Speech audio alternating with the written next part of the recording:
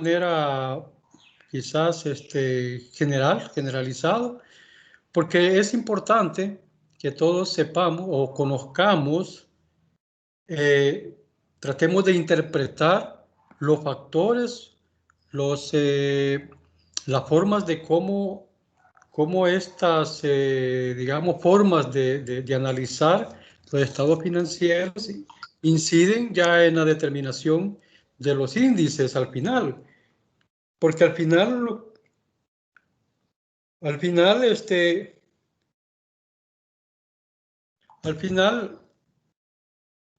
como digo, los números están dados de acuerdo al resultado de los estados financieros. Los números ahí están. De manera cuantitativa, cuando empezamos ya a establecer indicadores, lo que me va dando ahí, digamos, es la condición real de la empresa.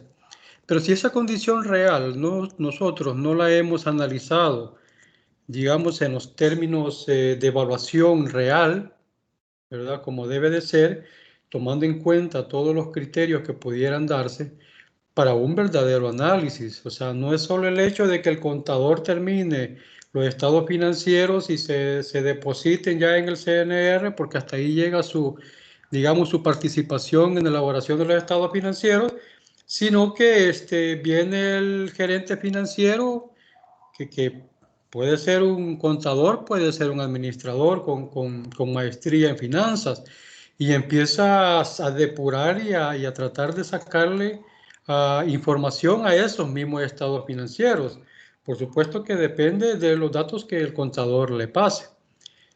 Y eso obviamente nos va a generar una condición de confianza, ¿verdad? Que es lo que se anda buscando. Por supuesto también, si nosotros queremos meter a la empresa para una inversión o meter la empresa para una matriz o meter la empresa para el mercado bursátil, la contraparte también va a ser los mismos análisis que nosotros hacemos.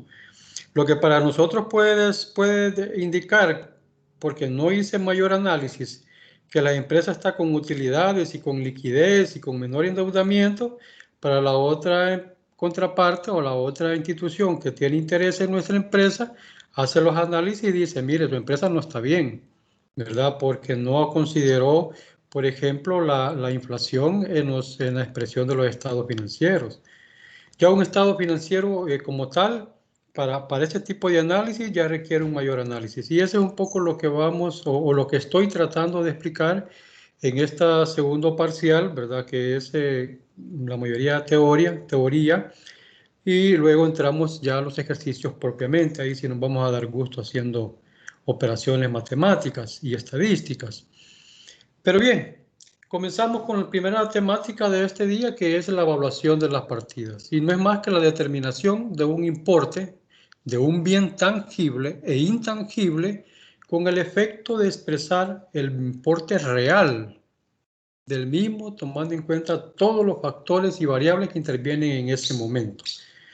Siempre tratemos de recordar que cuando hablamos de importe real, no necesariamente va a ser el importe histórico. El importe histórico es aquel que nosotros reflejamos en los estados financieros de acuerdo al valor de la factura, de los comprobantes que en su momento nosotros utilizamos para llegar a ese valor en los estados financieros. Pero cuando empezamos a reexpresar los datos y los estamos llevando al mercado actual, es decir, si yo compré una maquinaria en $2,000 hace 4 años, y así se mantuvo en la contabilidad por esos 4 años, hoy en día esa máquina ya no vale esa máquina ya no vale lo que me costó hace 4 años. Sin embargo, sigue funcionando, por lo tanto su valor real es otro y tengo que establecer ese valor real, aunque ya no pueda depreciarlo. Pero vengo yo y lo traslado a un estado financiero reexpresado y ahí pongo su valor de acuerdo al mercado. ¿Cómo yo lo podría vender? Es un criterio, porque eso ya depende de muchos criterios. Siempre tienen que ver criterios técnicos, criterios científicos. ¿Cómo yo podría vender esa maquinaria? en el caso, por ejemplo, que venda la empresa. ¿Se acuerda que hablábamos del famoso goodwill, verdad? Que se establecían aquellos valores adicionales que la empresa maneja, pero que no tiene, que no se ven reflejados en ellos. Entonces, esas son las situaciones que nosotros tenemos que ir evaluando y, por supuesto, tomando los criterios adecuados y manejarlos en un informe. Al momento de presentar usted una reexpresión de los estados financieros de acuerdo a valores reales, lo va a hacer bajo criterios técnicos, como digo, científicos, y lo va a describir en un informe y va a explicar por qué es que tienen esos valores, inclusive hasta cálculos matemáticos, etcétera, etcétera, ¿verdad? Entonces, cuando hablamos de importes reales, lo que me cuesta, digamos, o lo que las cifras reflejadas en los estados financieros son de acuerdo al mercado actual. Los criterios para las partidas son los tipos de valor, que ya habíamos hablado de ellos, definición y evaluación de las partidas, la parte del efectivo, las inversiones temporales, las cuentas por cobrar, los inventarios, los pagos anticipados, las inversiones a largo plazo, los activos fijos y los intangibles. Esto, más adelante vamos a ver cuáles son, digamos, renglones monetarios y cuáles son los renglones no monetarios y cuál es la diferencia entre ellos. Los tipos de evaluación, que es un poco lo que vimos en la evaluación de las partidas en la clase anterior, siguen siendo los mismos: valor de histórico, ¿verdad? Lo que me costó, el valor de reemplazo, que ya vamos a explicar un poco sobre esa condición, el valor razonable y el valor de realización. Los principales métodos y técnicas de evaluación de las operaciones de una entidad se clasifican en dos tipos: uno de entrada y un valor de salida. Los de entrada sirven de base para la incorporación de una partida a los estados financieros. Es lo que nos dan los comprobantes o cualquier tipo de información o documentación que nos permiten registrarlos o realizar o ejecutar más bien la realización de los valores en los estados financieros. Y los de salida son los que realizan una partida en los estados financieros y se obtienen por la disposición de uso de un activo o por la liquidación de un pasivo. Entonces, ahí entra ya de por medio lo que es, bueno, el valor de uso como tal, que es la depreciación, y las liquidaciones que se van generando por los compromisos que se tienen. Valor histórico, eso es lo que nosotros lo conocemos, que es parte del principio contable, que lo venimos viendo desde Conta 1, ¿verdad? Los activos que representan adquisiciones se reconocen inicialmente como valor de los costos históricos, entregados o incurridos, representados por el efectivo o equivalentes utilizados para su adquisición, es decir, lo que pagamos por ellos, ya sea porque lo dimos en cheques o porque hubo algún tipo de intercambio para poder obtenerlo, incluyendo, dice, la construcción, instalación, fabricación del activo cuando el mismo se encuentra en etapa de adquisición. Nosotros no dentro de lo que es el registro contable, no podemos, digamos, capitalizar la construcción de un edificio hasta que éste esté terminado. Mientras tanto, se va a considerar como una obra en proceso que no está sujeto a ningún tipo de amortización ni depreciación si no es hasta que esté terminado. Entonces, también tiene mucho que ver esta parte. Recordemos que no podemos darle precio a la construcción de un bien, puede ser una maquinaria también, si no es hasta que esté finalizado, por la sencilla razón de que puede tener algún tipo de movimiento en el tiempo. Usted puede haber hecho su presupuesto de construcción y dice usted: el edificio me va a costar $50,000 o más, ¿verdad? Porque 50,000 es muy poquito, pero lo que cueste. Sin embargo, en el proceso de ejecución, este valor puede darme menos, puede darme más. Y eso nos genera también una distorsión en lo que queremos reflejar.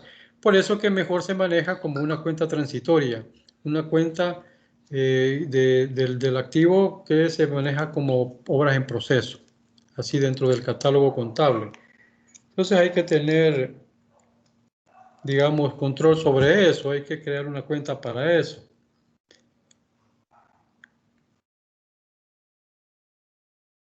El valor de reemplazo, hay que hacer una especie de ¿cómo se llama? De diferenciación con la de reposición. El valor de reemplazo representa el valor más bajo en que se incurriría para restituir el servicio potencial de un activo en el curso normal de operaciones de la entidad. Significa el costo de un activo similar pero no idéntico. Puede ser un costo corriente o actual producto de los cambios tecnológicos. Es algo que no está todavía contabilizado. Ojo, es el valor más bajo en que se incurriría. Es decir, ¿cuánto yo podría gastar o pagar por un bien idéntico o similar más bien al que tengo si lo tuviera en mi poder? Y aquí habla, por ejemplo, de los cambios tecnológicos, un programa, ¿verdad? O los que son las computadoras como tal, etcétera. Tenemos que hacer un análisis comparativo entre lo que hay, ¿verdad? Y lo que debería de haber. Es un poco complejo, pero vayamos madurando sobre esa idea. Con el de reposición. Este último representa el costo en que se incurriría para adquirir un activo que está en uso. El de reposición es cuando tenemos una maquinaria de bordado, por ejemplo, en una empresa para bordar ropa, que usted ya lo maneja, digamos, de manera programada, ¿verdad?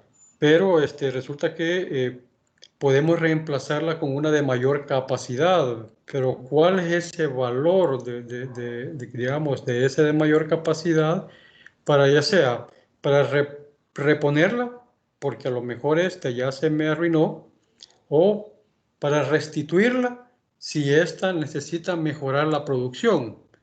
Es un poco la idea, lo que se pretende determinar. Vamos a ir madurando este concepto. En el proceso normal de operativo de una empresa industrial, a esto ni le hacemos caso. Pero cuando empezamos a hacer análisis, e inclusive en costeo directo van a ver esta parte donde ustedes hacen análisis de costos y deciden, bueno, ¿qué pasa si yo reemplazo esta máquina para poder realizar una actividad X, una producción X? Y hace sus propios análisis. Ahí es más práctico porque estamos hablando sobre números ya de mercado. El valor razonable representa el total de efectivo o equivalente que los participantes del mercado, es decir, todos, estarían dispuestos a intercambiar para la compra o venta de un activo. Aquí entramos en los pactos. O para asumir o liquidar un pasivo en una operación entre partes interesadas, o sea, el comprador y el vendedor, dispuestas e informadas, es decir, los dos tienen que estar conocedores y con experiencia requerida para poder negociar en un mercado de libre competencia. Cuando no se tenga un valor de intercambio accesible de la operación, debe realizarse una estimación del mismo mediante técnicas de evaluación. Parte de la experiencia, ¿verdad? Es decir, usted el analista debe de hacer uso de todos los recursos necesarios para poder entrar a una negociación. Obviamente, cuando ustedes pactan o cuando el negociador pacta en ambos lados, el comprador o el vendedor, quiere decir, y llegan a la negociación, compran el bien o lo venden, quiere decir que ahí hay un valor razonable. El valor que se estipuló, ese es el valor razonable de adquisición. A eso se refiere este valor. Ahora bien, ese valor razonable no necesariamente va a ser lo que usted va a plasmar en sus estados financieros. O lo que usted tenga en sus estados financieros. Por ejemplo, si yo voy a vender un negocio, que es lo que hablábamos en el curso anterior, y mi edificio vale tanto, mis inventarios cuestan tanto, mis clientes valen tanto, y usted le da un detalle de todas las condiciones de la estructura de los estados financieros, de cómo está constituido esos valores, y al final resulta que la sumatoria de todos los activos le da $1.500.000.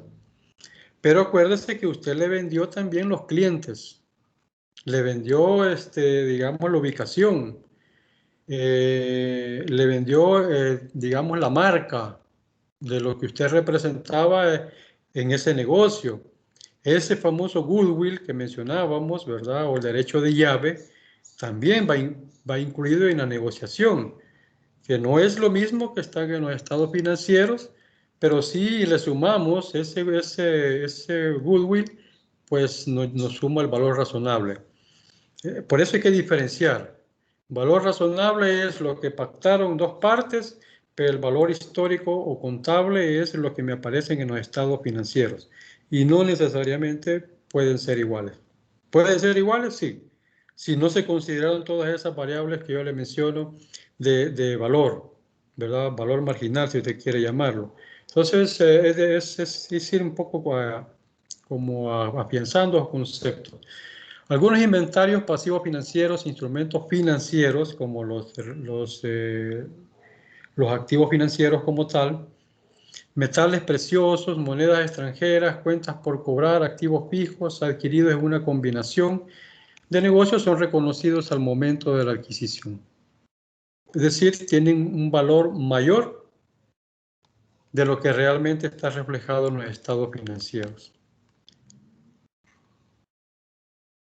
Permítanme, solo voy a...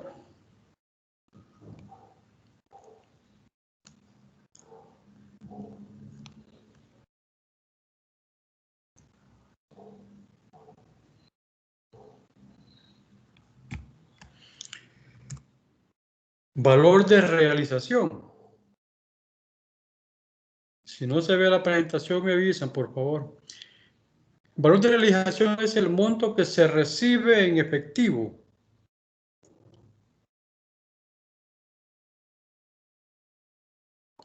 o equivalente de efectivo en especie por la venta o intercambio de un activo. Es decir, todo ese valor de transferencia que menciona la ley de IVA.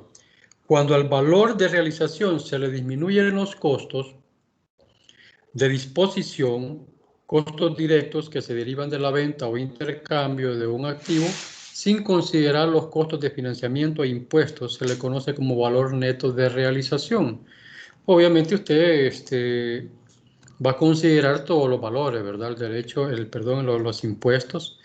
Si yo presté para adquirir los bienes, etcétera, etcétera. Todo eso es parte de. Pero si le quitamos los valores adicionales que en alguna medida no van a influir en el costo del bien, entonces va a ser el valor neto de realización. Los intereses, financieros se van a calcular nada más o se van a considerar nada más en el momento que vamos a establecer costos unitarios en la parte de costos, ¿se acuerdan? O en costeo directo también definimos esa parte donde están los costos variables y los costos fijos. Y vamos determinando los valores que inciden para determinar un costo. Pero el costo del bien me sirve para determinar mi precio de venta, que a veces, como digo, y como lo establece acá la definición, no necesariamente lo va a registrar de esa forma. Los impuestos los va a colocar donde corresponda, etcétera, etcétera. El IVA más que todo, ¿verdad? El valor de realización se le conoce como el precio de venta, cuando el activo se encuentra disponible para su venta. El precio de venta es el monto de efectivo o equivalente que se tendrá por la disposición. Esto pues es parte de la, digamos, de la doctrina del valor de intercambio. Pero y que nosotros pues contablemente ya sabemos cómo opera y cómo lo registramos. O sea, no hay dónde perderse. Los criterios de evaluación de las partidas en los estados financieros se complica cuando tenemos nuestro haber los intangibles. Es decir, son aquellos bienes que no los vemos, pero que los estamos utilizando para la productividad o para generar, digamos, ganancia a la empresa.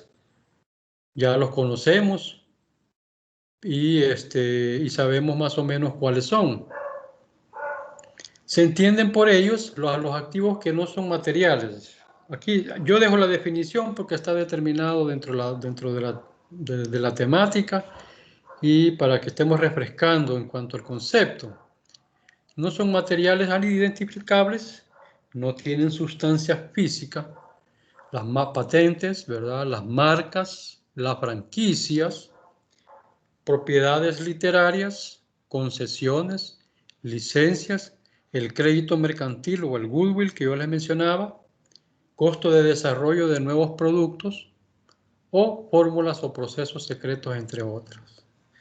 Estos son, digamos, los intangibles mayor guardados o mejor guardados dentro de toda empresa, porque eso es lo que le da la razón de ser. Por ejemplo, si yo voy a poner un negocio de una cadena de tiendas internacional, pues esa franquicia es mi autorización para yo poder operar. Recordemos que esa franquicia tiene un valor. De ese producto. No se confunda con las marcas que aquí menciona, que esas marcas son propias. Usted diseña su propia marca. Usted le da su propio valor. ¿Por qué? Porque usted va a llegar un momento en que va a negociar esa marca.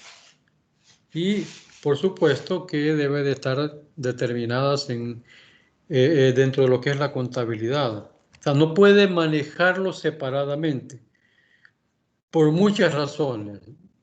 Perdón, el fisco les pone mucho ojo a este tipo de situación. Porque usted no puede manejar una marca fuera de la empresa y no tenerlas registradas. O sea, decir fuera es no tenerlas registradas dentro de sus estados financieros, o una patente, o como título personal. O sea, recordemos que el trabajo industrial no opera para las sociedades anónimas. Entonces, complica todo eso. Pueden ser comprados, dice, a terceros o desarrollados internamente por la empresa con la respectiva generación de ciertos costos. Es lo que le mencionaba. La marca puede ser a través de una franquicia o puede ser generada internamente por la empresa que se está creciendo, por la cual ha desarrollado, etcétera, etcétera. Si hablamos nacionales, pues Super Selectos tiene su marca, ¿verdad?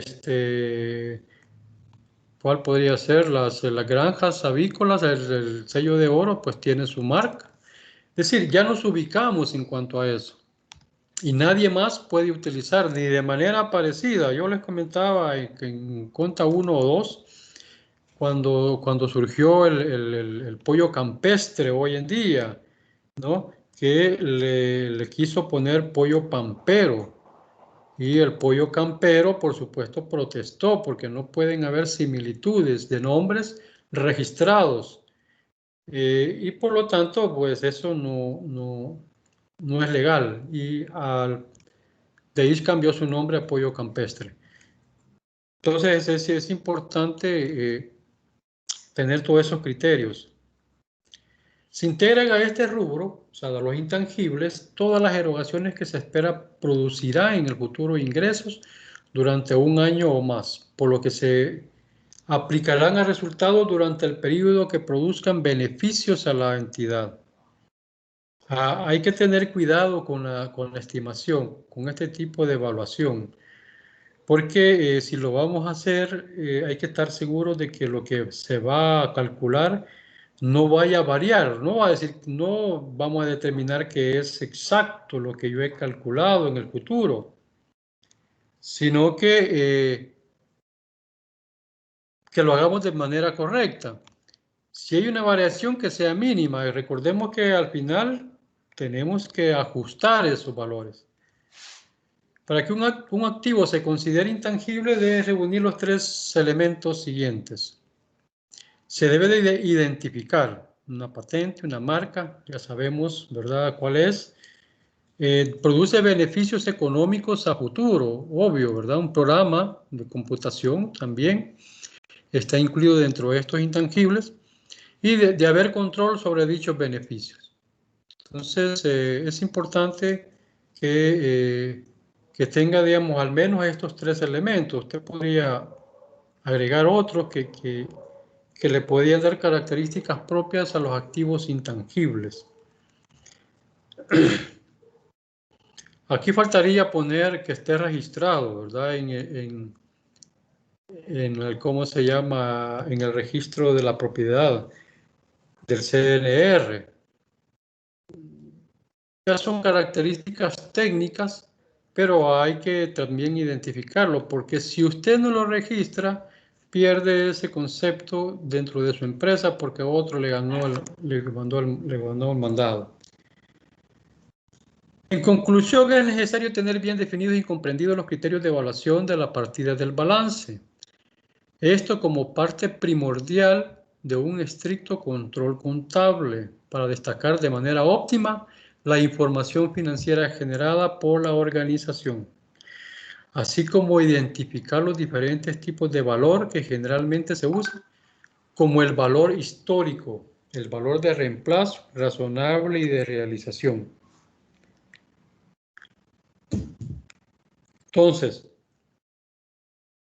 usted tiene su estado financiero como está, es decir, con sus valores que han venido de manera histórica moviéndose dentro de esa dinámica del comportamiento de la empresa, su gestión comercial, su gestión económica, y eso no lo variará. Es decir, realmente hacer un análisis de cómo está mi empresa en condiciones reales puede ser totalmente diferente a las condiciones históricas, ¿verdad? Eso sí quiero que quede claro. Las condiciones históricas es cómo ha venido operando la empresa con esos operaciones de normalidad que se dan dentro del movimiento. Es decir, produzco, determino producto determinado, los pongo en la sala de venta, lo vendo, me da utilidades, me da liquidez para seguir invirtiendo y esa es la dinámica. Pero cuando yo ya quiero reflejar la realidad de mi empresa, entonces empiezo a meterle un montón de criterios. Usted puede determinar cuánto vale su empresa si le incluye los clientes, ¿verdad? Si incluye la región. Hay empresas que utilizan el criterio de que si yo estoy en un lugar donde el mercado es, está determinado por gente de escasos recursos, ahí va a vender más barato, porque sabe que su nivel de productividad, o más bien sus precios determinados por la productividad, no va a estar acorde a la capacidad de los clientes de poderme comprar. Eso se daba mucho, muy seguido. Hoy pocas empresas lo utilizan y lo que hacen es crear marcas paralelas. Usemos el pollo campero como tal. El pollo campero en el restaurante usted va y obtiene un precio por ese producto, por todas las condiciones que ha tenido, perdón, por todas las condiciones que tiene y los servicios que recibe. Pero vino Pollo Campero que como no puede sostener sus costos en el tiempo, porque el grado de inflación, que ya lo vamos a ver un poco, se ha comido los precios. Entonces, yo puedo generar otra marca, como lo ha hecho, como lo hicieron ellos, ¿verdad? El famoso Don Pollo, y empezó a vender pollo para el mercado popular, en el buen sentido de la palabra. Y la gente tenga la capacidad de comprarlo. Y de hecho así ha sucedido, pues, o sea, y esa es parte del análisis que estoy hablando. Cuando se hace un estudio de mercado, no solamente es el hecho de cuál es la condición de la gente, de la población en un nicho particular. En un estudio de mercado, yo lo que puedo determinar es si la gente está con el deseo de que un negocio como el mío esté ahí, pero también tengo que medir la capacidad de compra de esta clientela para que pueda comprar en mi marca. Entonces, yo no puedo bajar los costos. La gente necesita, por la publicidad, por lo que sea, realmente eso de necesitar es parte de la doctrina del consumismo, que es lo que va obligando a todos a querer comprar una marca X. Y a lo mejor el comedor que está a la par de esa marca, si estamos hablando de comida, vende lo mismo que vende la marca, pero la señora me lo va a vender a menor precio, porque ella no es reconocida y la gente no la va a buscar a ella, si no es más que por el precio, al menos que venda productos que sea más rico que lo que es el otro. Pero aún así, la condición alienada de que todos tenemos, vamos a preferir la marca, porque es de caché, ¿verdad? Y que todo el mundo nos vea comiendo ahí. Nos va a querer ver comiendo en el restaurante de marca que un comedor que esté a la par de él y nadie lo conoce.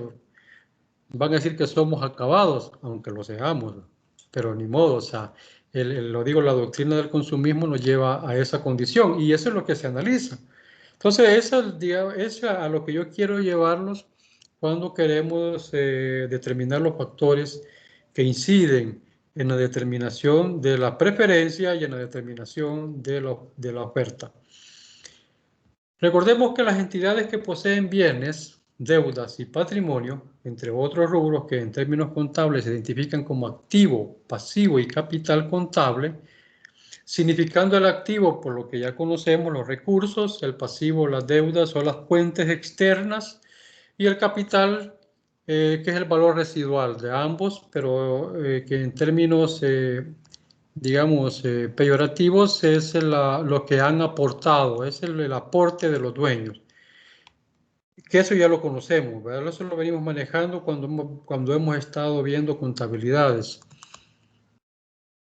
Entonces, eso es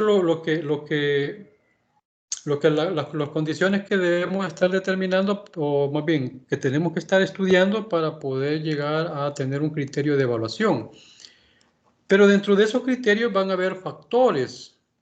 Son factores financieros, factores económicos y factores de operación o factores operacionales, que es parte, digamos, que vamos a analizar ahora.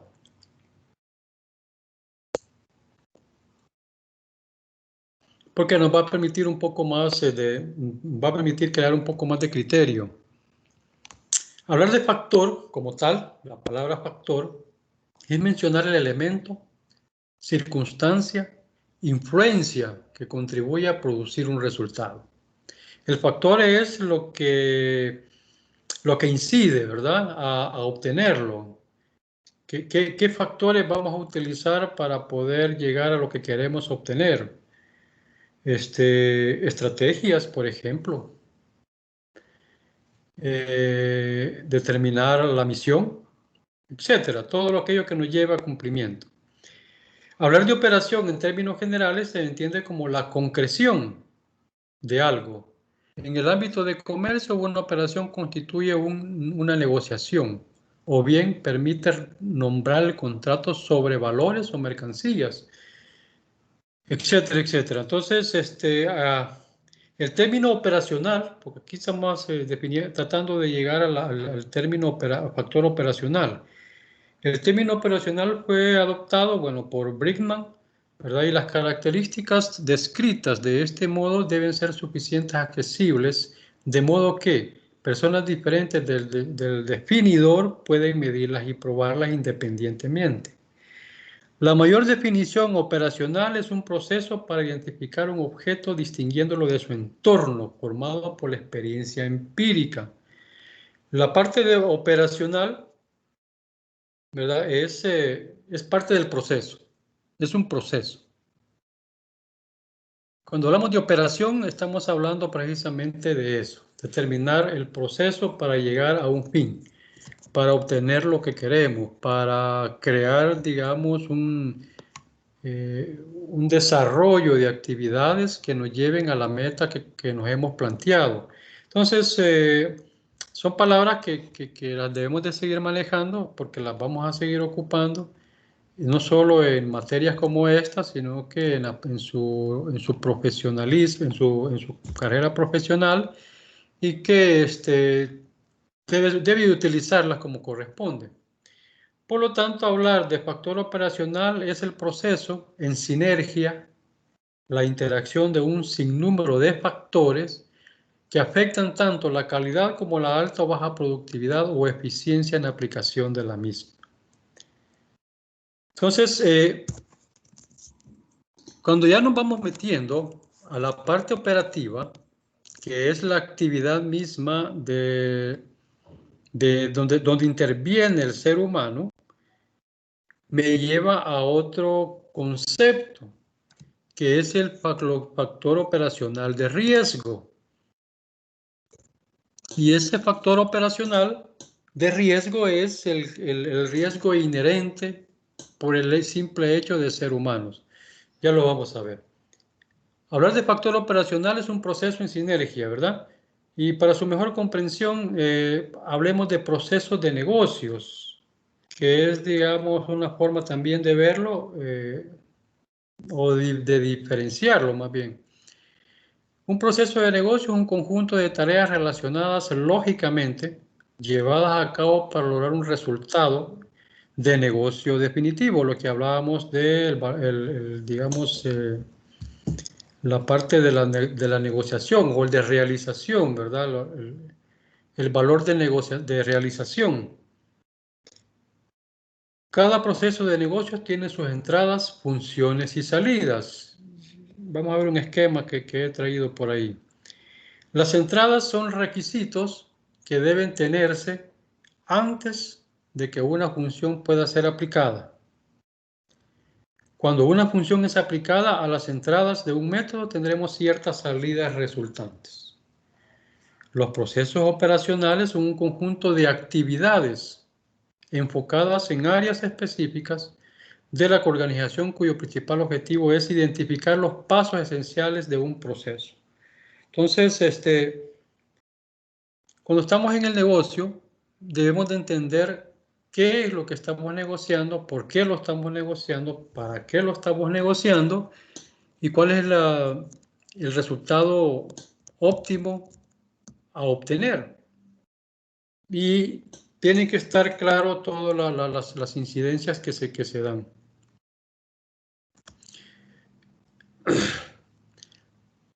En conclusión, el factor operacional es el conjunto de variables que intervienen en el proceso de actividades para conseguir un fin, de manera óptima que tenga las mejores características de eficiencia, eficacia y economía. Entonces, esos tres conceptos que los administradores la conocen a perfección y todo profesional debe de conocerlas, porque en el proceso de las actividades profesionales, eso es lo que andamos buscando, ¿no? Maximizar resultados, optimizar resultados y minimizar costos. Ese, digamos, es el devenir de todo de todas las actividades que al final como profesionales debemos de ¿cómo se llama?, de obtener. Y es lo que el cliente espera de nosotros los profesionales. O es lo que, si somos dueños de la empresa, pues es lo que esperamos, ¿verdad?, del resultado de mi negocio.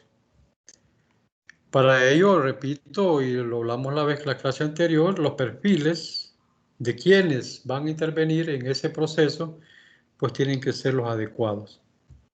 E inclusive, dentro de lo que es esas variables o esos factores de optimización están las capacitaciones, que ya hemos hablado sobre eso. Sin embargo, la mayoría de empresas sabemos que le tiene miedo a esa condición. Las capacitaciones para ellos es un riesgo de que el personal se le vaya y que no pueda obtener lo que desea para su negocio. Hay otros empresarios que dicen, vaya, mira, te voy a poner a capacitar, pero bajo la condición de que vas a trabajar 5 años más conmigo, ¿verdad? Y eso es una forma de poder afianzarlo. Aunque dentro de los principios que establece el Código Civil y el Código de Trabajo también, usted es libre de su mano de obra. Nadie lo puede retener. Eso está determinado. Cuando hay un tipo de acondicionamiento de esa naturaleza, hay una violación. Sin embargo, algunos abogados dicen de que si es voluntario, pues no puede haber problemas. Es algo confuso. Pero nadie lo puede retener en un lugar de trabajo porque esa es parte de la libertad de trabajo que debe existir en los países como los nuestros. No es obligado. Entran más criterios éticos, entre otros criterios de principios, de responsabilidad, moralidad, etc. Bien, como decía, los factores operacionales nos llevan a un riesgo operacional. Y el riesgo operacional es la posibilidad de que ocurran pérdidas como consecuencia de una falla, de alguna deficiencia o inadecuación de procesos internos, personas, sistemas o eventos externos.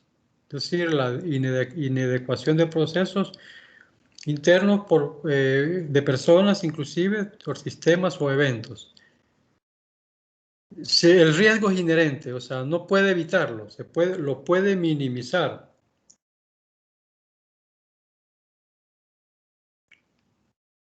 Por el simple hecho de ser humanos. E inclusive, la máquina hoy en día, ¿verdad?, que trabaja bajo sistemas de programación, tampoco se le puede exigir, digamos, una eficiencia del 100%. Siempre hay un nivel de riesgo. ¿Por qué? Porque sencillamente estos requieren de mantenimiento y el mantenimiento se lo va a dar el humano. Entonces, cuando hay intervención humana, pues ya sabemos que pueda suceder. Lo importante, ya lo vamos a ver más adelante, es identificar esas causas, posibles causas que me puedan generar una inconveniencia y los riesgos de esa operación.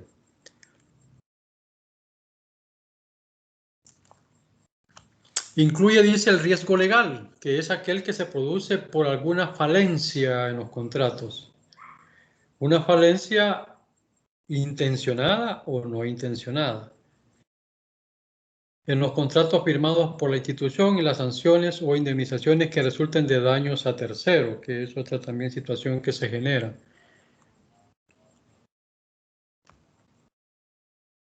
Aunque existen diferentes clases de riesgos operativos, todas pueden desencadenarse por factores siguientes.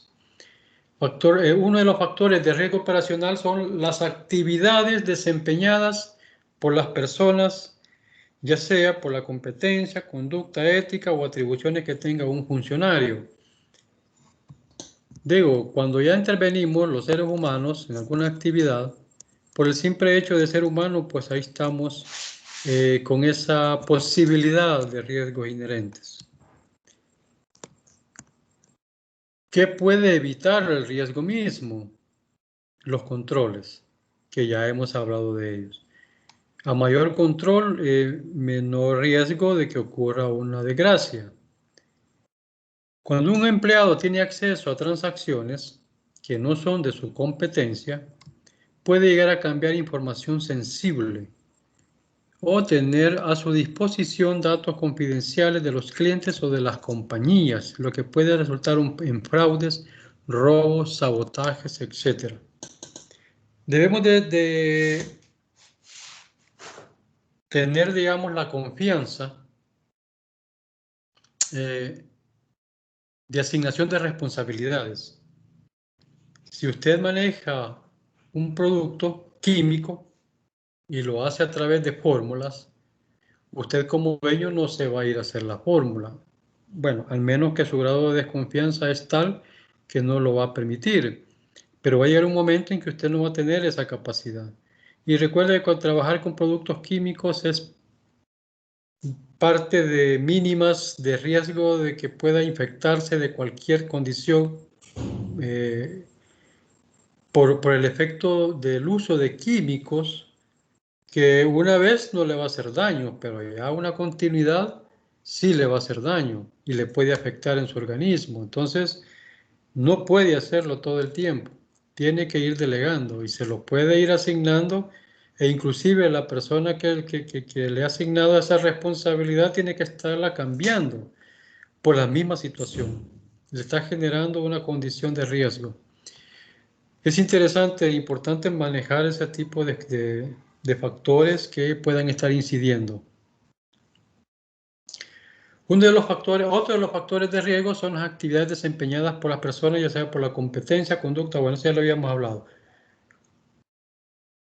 Uno de los principios de control es la segregación de funciones, que consiste en separar las actividades para que las responsabilidades de una o varias áreas de la compañía no recaigan en una sola.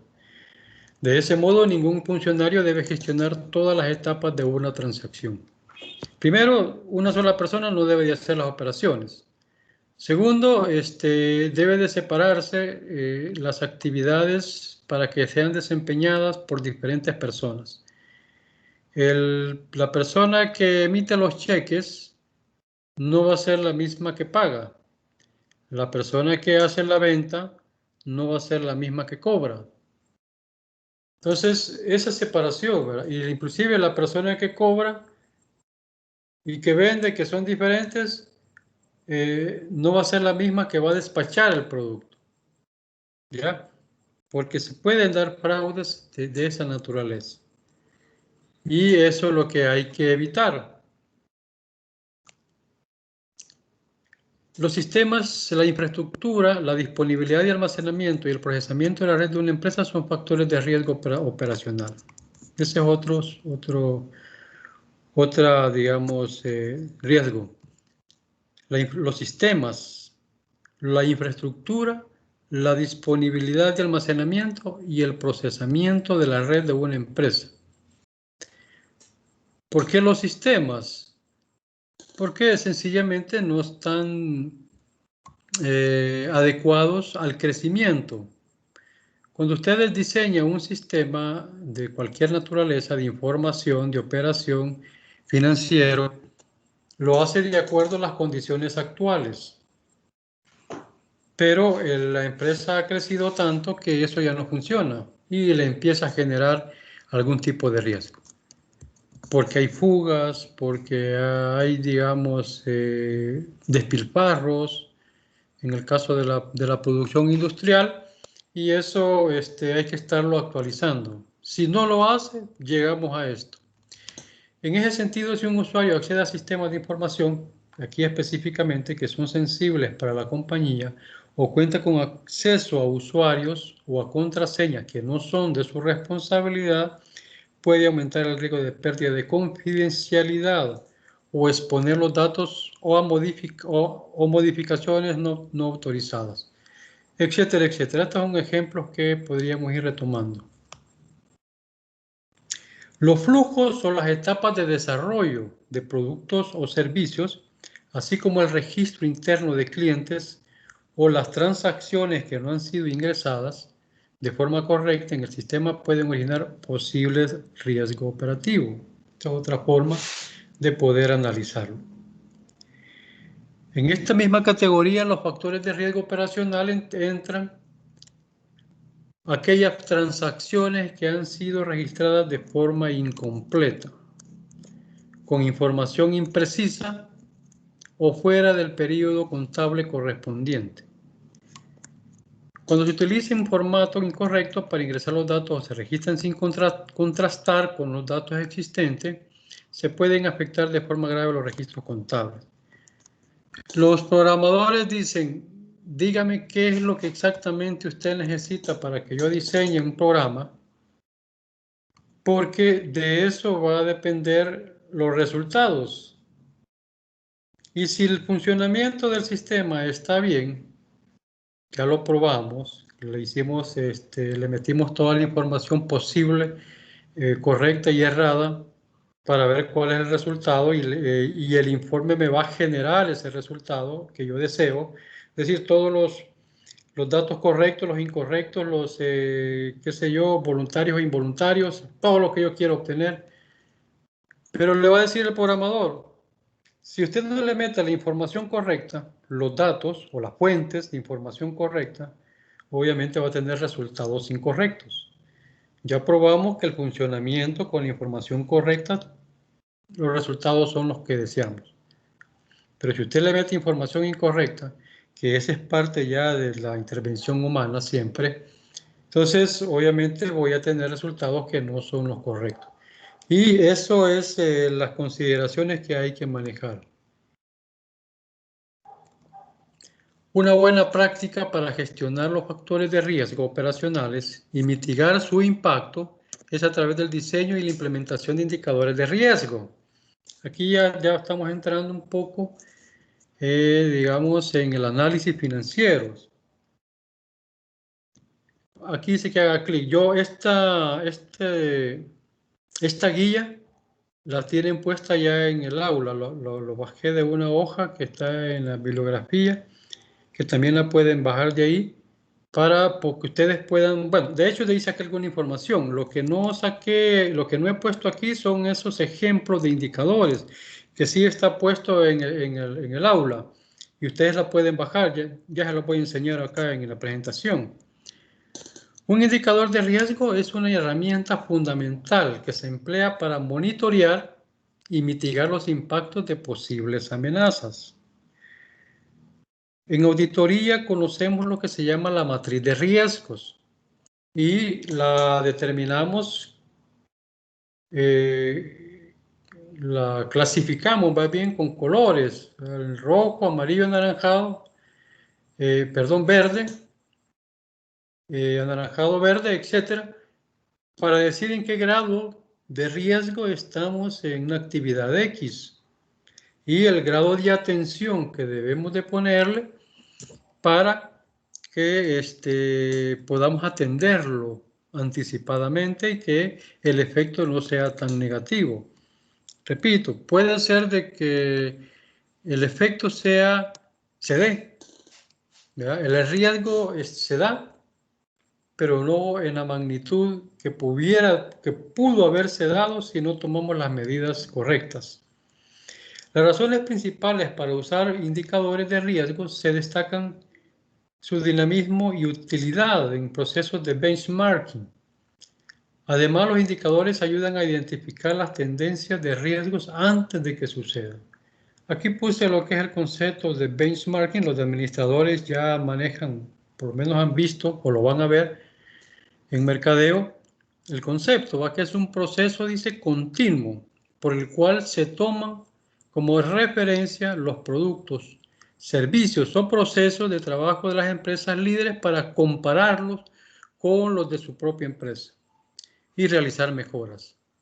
Dentro del concepto se dice de que no es para copiar lo que la competencia quiera, sino para indagarnos cómo lo está haciendo y nosotros mejorarlo. Me explico, no es copiar lo que la competencia hace, sino que mejorar lo que la competencia hace. Y esa es un poco la teoría esta del benchmarking. pueden buscar información sobre ella. En Internet hay vasta información.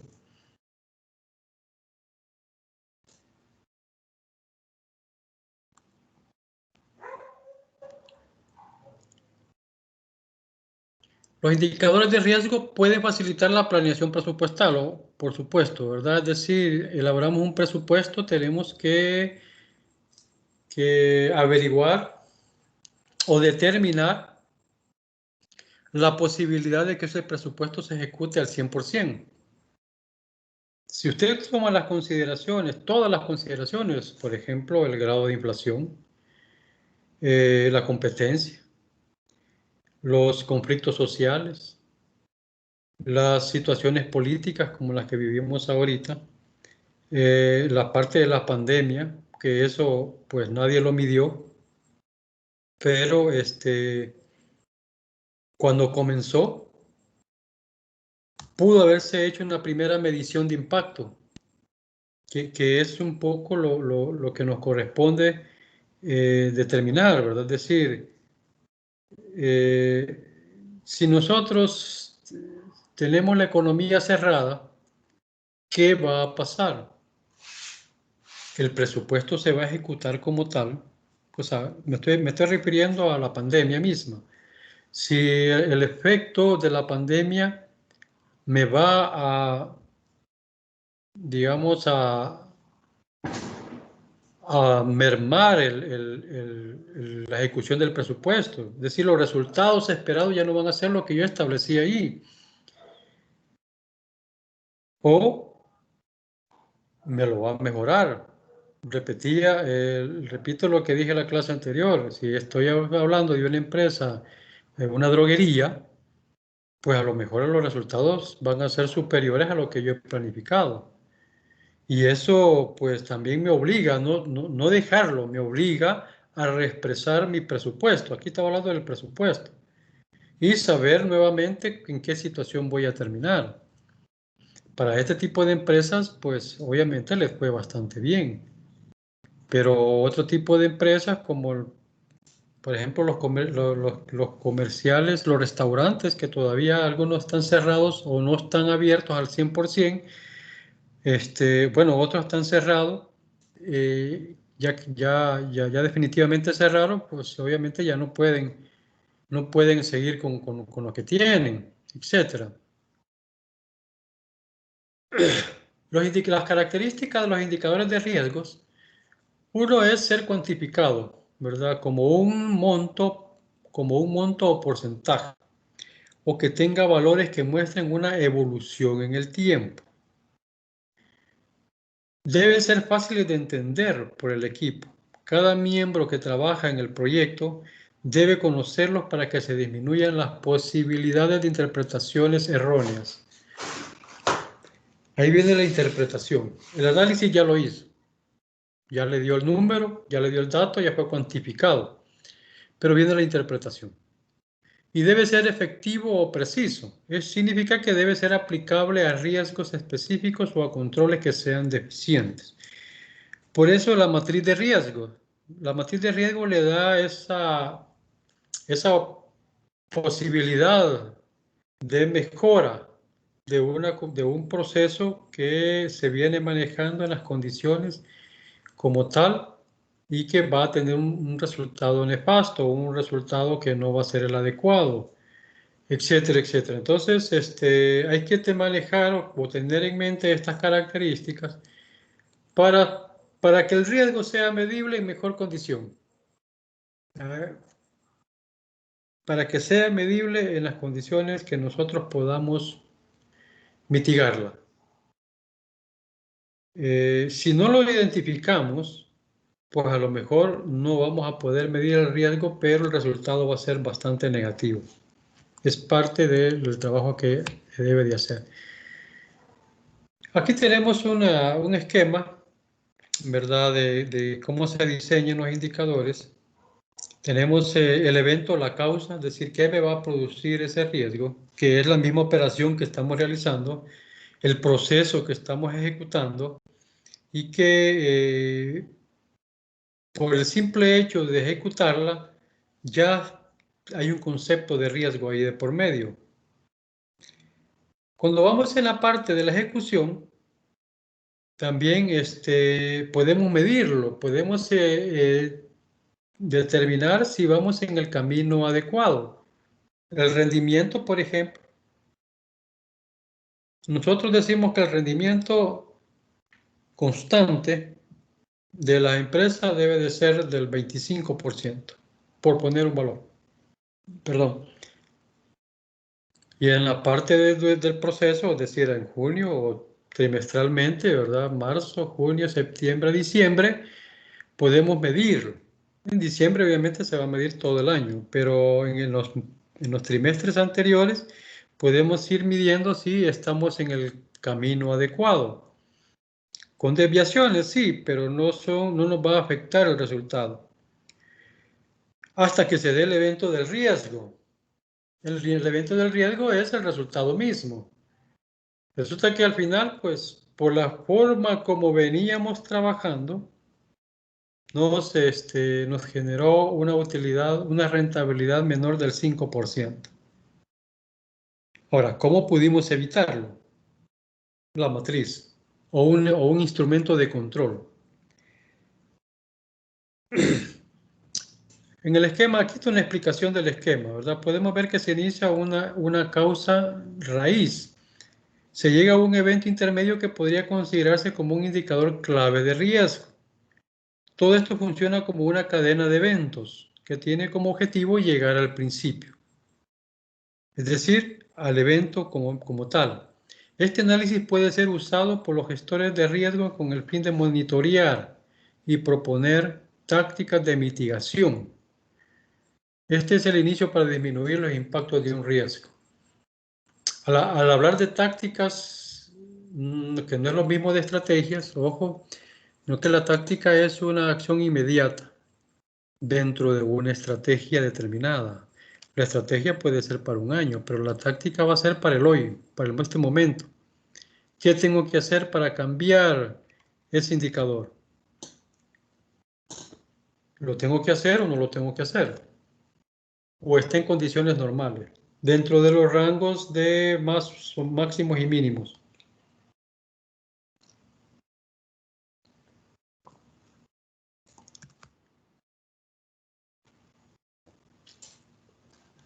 Pasos para diseñar un indicador clave de riesgo.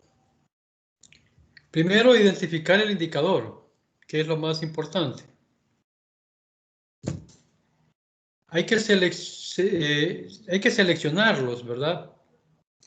Cuando habla de identificarlos, usted debe tener una serie de elementos que le puedan provocar esos riesgos.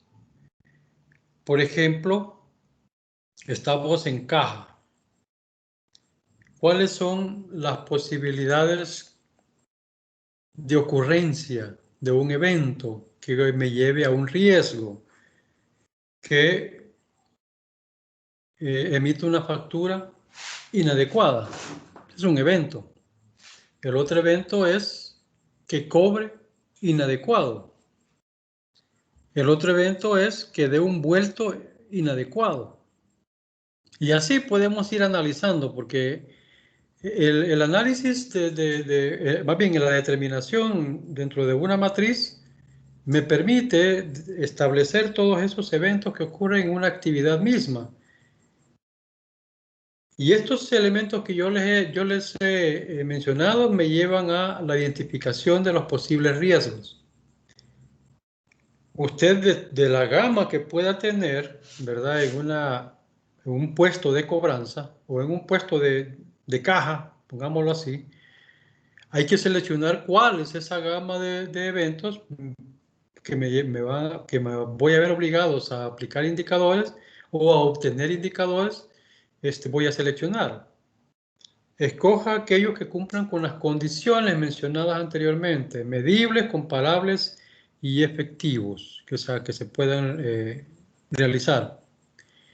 Determinar cuáles son los detonantes, es decir, qué puede provocar ese riesgo. Establezca qué tipo de acciones pueden desencadenar una amenaza y cree un plan de acción para manejarlo. Ahí viene ya digamos, los procesos de mitigación. Y por último, obviamente, el control. ¿Ya? El monitoreo es importante para todas las actividades. Usted no va a estar a la par de la persona que hace una actividad. El supervisor, repito, y ya lo he dicho en otras clases, inclusive en costo, el supervisor no es aquel que va a estar presto a los errores que cometa. El supervisor es aquel que le va a ayudar a que usted haga la actividad de la mejor manera posible. Un poco claro para que veamos, entiendan y se comprenda esto es en las plantas de producción. Ya lo he mencionado. Si una persona está trabajando en un tipo de, digamos, de pegado, de armado, de pintado, etcétera, pongamos el pintado.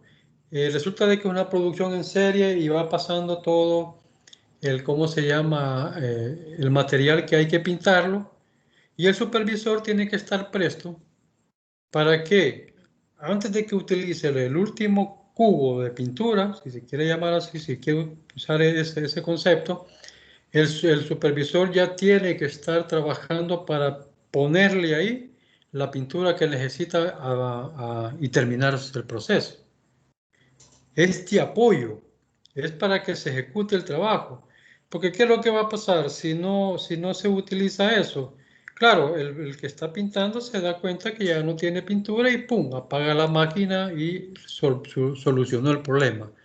Va a pedir pintura, ¿verdad? A la bodega, se la van a entregar, etcétera, etcétera, todo ese proceso y ya tiene su pintura y ya la va a colocar. Y el supervisor, ¿qué es lo que va a hacer? Bueno, sí, apagó la máquina, se fue él a cómo se llama, a recogerla, le firmó todos los documentos, todos los instrumentos de control que hay que utilizar y llevó la pintura al lugar y encendió la máquina y siguió. ¿Qué se perdió ahí? El tiempo, ¿verdad? El tiempo en terminar el producto, por un lado, el tiempo en mano de obra, porque aunque usted le pague un salario fijo mensual, resulta de que lo que tenía que terminar en 5 días no lo va a terminar en 5 días, sino que lo va a terminar en 7 días. Ya hay 2 días de desfase para la producción de ese producto, etcétera. Podemos mencionar muchos ejemplos. Y la función, digo, del supervisor ya no es aquel capataz, ¿verdad? Que va a estar con un látigo queriendo que te trabaje de la mejor manera posible. Por supuesto, cuando yo les ponía el ejemplo de que él va a procurar que los recursos los tenga y que no se le termine a la persona que está trabajando, no es que él lo va a ir a hacer, sino que pues, ya hay otros, digamos, empleados que se dedican a eso. Mira, llévale aquí, llévale allá, aquí te firmo la orden para que la saques de bodega, etcétera. Una serie de cuestiones que hay que medirlas, pero hay que identificarlas, que era un poco de los criterios, ¿verdad? Que debemos de determinar. El monitoreo es importante. La evaluación y monitoreo se llama la actividad como tal. Y tenemos que estar midiendo todas esas operaciones. Las fuentes para diseñar un indicador de riesgo están los datos externos, informes financieros de los clientes o de las industrias, así como indicadores económicos, etc. Todo lo que no tenga nada que ver con la empresa misma, toda la información que se pueda generar. De ahí que los responsables de trabajar en estas áreas debe de estar pendiente de que la gerencia de ventas, la gerencia de compras, o si es la misma, pues debe de tener la información de costos, no solo de cómo él lo compra, sino que cómo está el mercado internacional sobre esos costos. A lo mejor me va a indicar que me sale mejor mandarlo a traer el producto de afuera que de adentro, pero si yo no me preocupo por eso, pues voy a generar los costos de acuerdo al producto de compra, al precio del producto que he comprado, etc. En los datos internos, que son las tendencias de precios, asuntos laborales, capacidad de la empresa, entre otros, que brindan datos importantes para anticipar eventos potenciales y dañinos. Estos son ya un poco, digamos, controlables en alguna medida, ¿verdad? No son tan fáciles.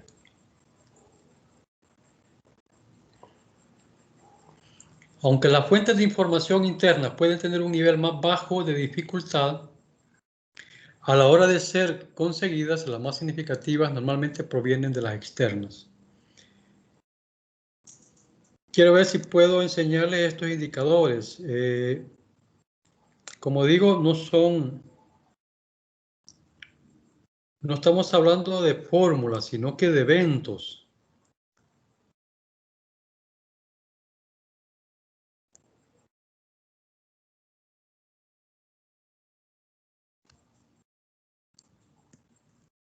Me avisan si no lo ven. Por el momento no se ve, licenciado. No se ve. Permítame.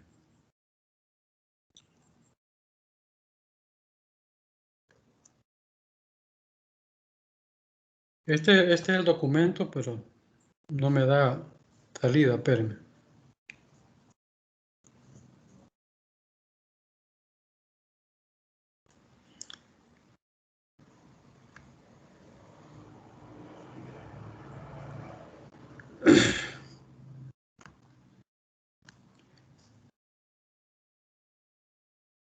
Y es que esto de establecer valores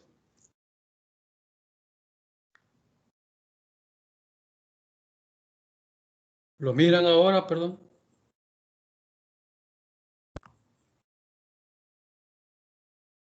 Sí, ahora sí. Ok. Por lo que no quiere trabajar. Y ahorita lo paso. Bien, aquí este es un ejemplo. Como digo, ustedes lo van a tener ahí. Ahí están. No son números, son eventos, como digo. Y eso es lo que hay que identificar en una matriz de riesgos. Listado de indicadores, dice, y métrica. Métrica ya es la parte cuantificada de los indicadores. Bien. Los indicadores claves de riesgos, aquí están en inglés, ¿verdad? KRI, son métricas que le ayudan a detectar el nivel de exposición de un riesgo en una organización. A continuación hay una lista completa de los diferentes tipos de indicadores y sus respectivas métricas. Gestión de riesgo, bueno, como tal, ¿verdad? Y el indicador de pérdidas operativas acumuladas, que es un poco, es decir, el tipo de indicador dentro de la gestión de riesgo. Dentro de lo que son los sistemas, tenemos el indicador de tiempo de interrupción de aplicativos críticos en el mes. Dentro de la cuantificación tenemos el número de horas de interrupción de aplicativos críticos al mes. Como digo, la métrica es la cuantificación. Ahí tenemos que poner cuántas horas. En los procesos, en la parte ya del indicador, dice agencias con saldo de bóveda superior al límite diario. Es un indicador que yo tengo que estar evaluándolo constantemente dentro del monitoreo. Y la métrica es determinar ese porcentaje de agencias con saldos en bóveda superiores al límite. ¿Por qué tengo que medir eso? Porque definitivamente no puedo tener mayor cantidad de plata en una agencia donde me está generando por la ubicación un riesgo latente. Tener una agencia bancaria dentro de la zona del escalón, por ejemplo, no va a ser el mismo riesgo que vas a tener si yo tengo una agencia bancaria allá por la tiendona. ¿Me explico?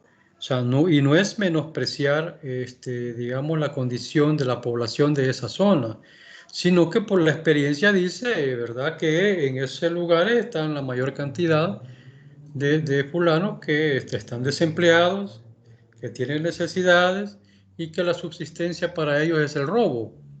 Entonces, claro, no quiere decir de que estos puedan ir a una, ¿cómo se llama?, al escalón a ir a robar, ¿verdad?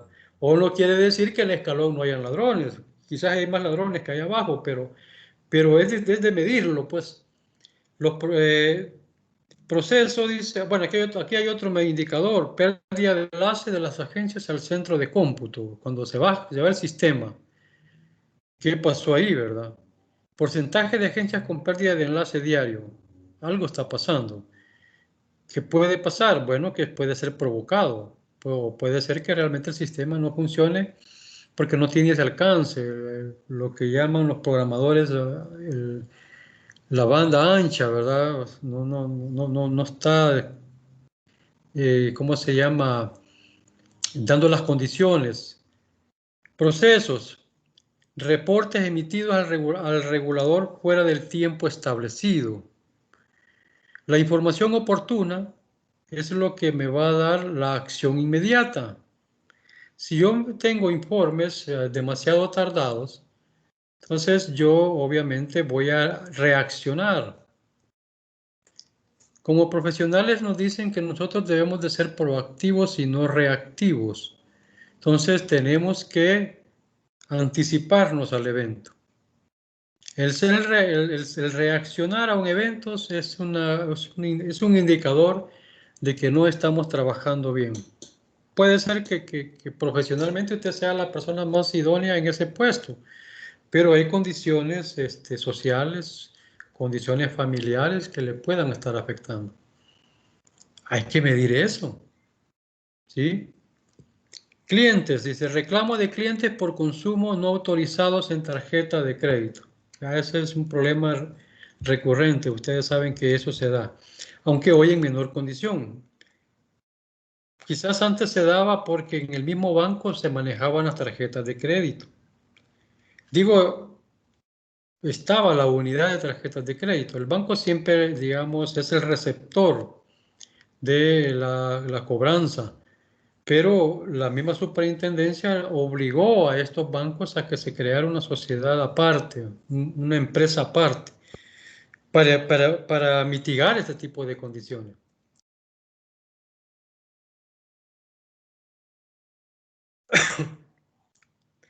Por supuesto, para un mejor control también de la superintendencia. Perdón, es el agua, no es el corona. No se vayan a asustar. Sistemas, dice, cantidad de violaciones a la información confidencial de clientes. Hoy se está dando mucho eso, ¿verdad? Se están metiendo mucho los hackers. Procesos, volúmenes de transacciones por procesar proyectadas, volúmenes de transacciones por procesar proyectadas sobre capacidad disponible. Tenemos que estar conscientes de la capacidad también de las acciones, perdón, de las maquinarias, de las personas. Recursos humanos es el responsable de verificar, obviamente con el jefe de la unidad, si la persona está en la capacidad de realizar solo él la actividad que está haciendo, o si necesita que alguien le esté colaborando. Ya hay que tomar las medidas, ¿verdad? Fraude externo. Fraude externo en solicitudes de crédito. Eso ustedes lo han visto cuando los analistas empiezan a averiguar, por ejemplo, lo que se daba anteriormente. Se decía de que se emitía una constancia de salarios de una empresa X cuando ésta no tenía al empleado. Y el jefe de esa empresa era el jefe de la unidad de recursos humanos, si quiere. Era amigo de la persona que le extendió esa constancia para presentarla al banco o a cualquier institución financiera. Hoy está penado eso, ¿verdad? Es decir, usted no puede andar haciendo eso porque es un fraude el que está cometiendo y eso es penado. Bien, podemos seguir viendo acá una serie de indicadores que nos van a servir para ir formando criterios. No vamos a llegar a lo que es la determinación de una matriz de riesgo, pero sería interesante que ustedes se las conocieran, cómo se elaboran. Sigamos con la presentación.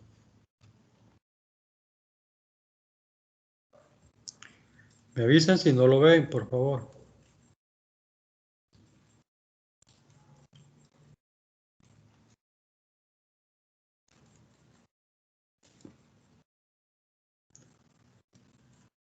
Bien, aquí está. Si no lo ven, me avisan.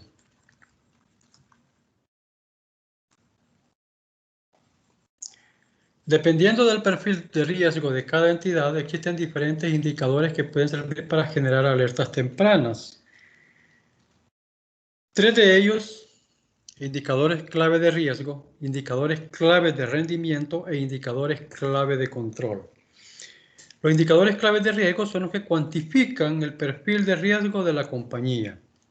Se constituyen de acuerdo con el nivel de relevancia y representatividad de los indicadores de riesgo y de control.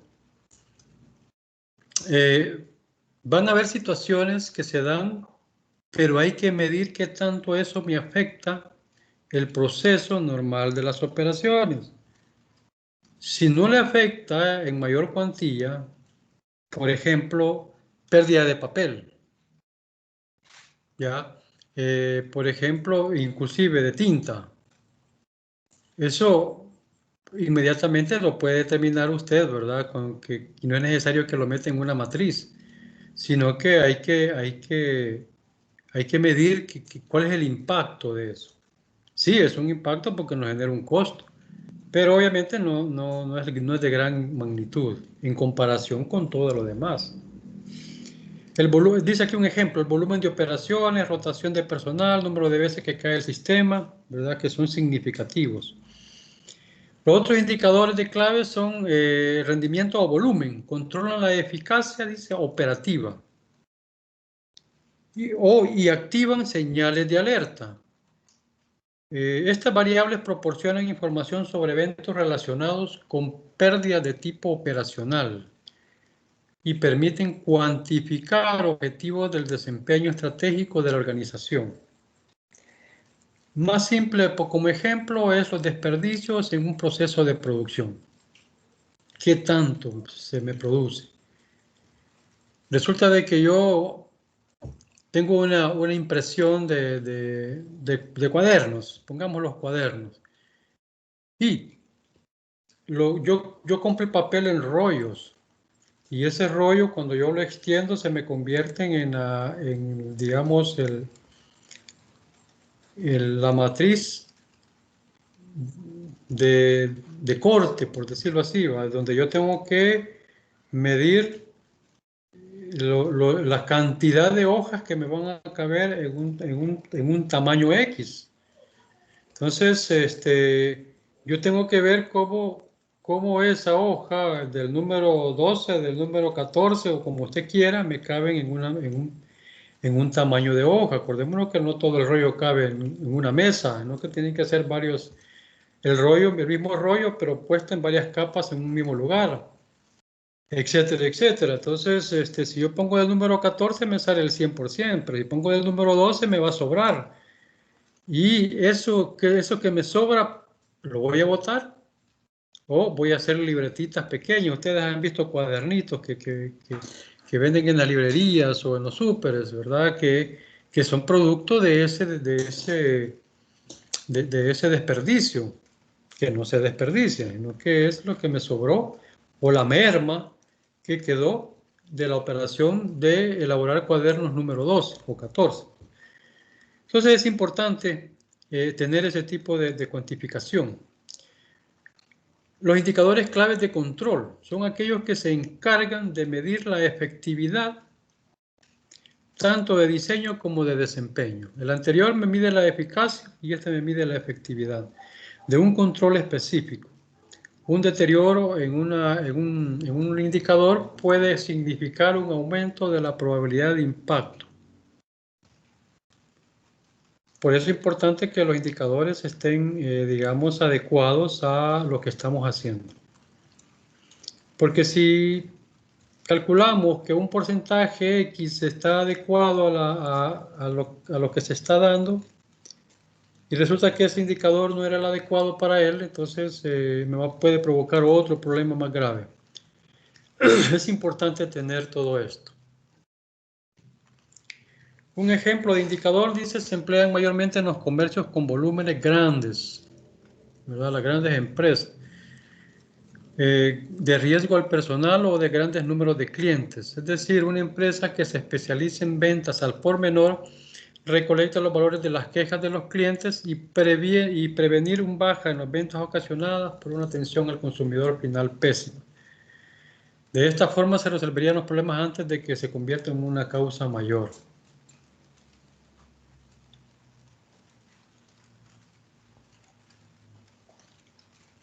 Trasciende. Una venta al por mayor se va a las ventas al por menor. Es una forma de poder obtener esos indicadores.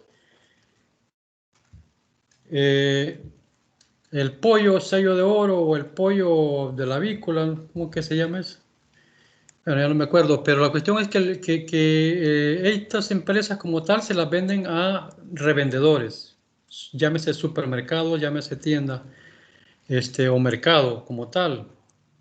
Y quien va a comprarlo es el consumidor final, pero el consumidor final no está de acuerdo con el producto. Entonces hay que irse, ¿verdad?, hacia el más mínimo detalle para poder entender cómo está funcionando el producto o el comercio del producto que yo tengo.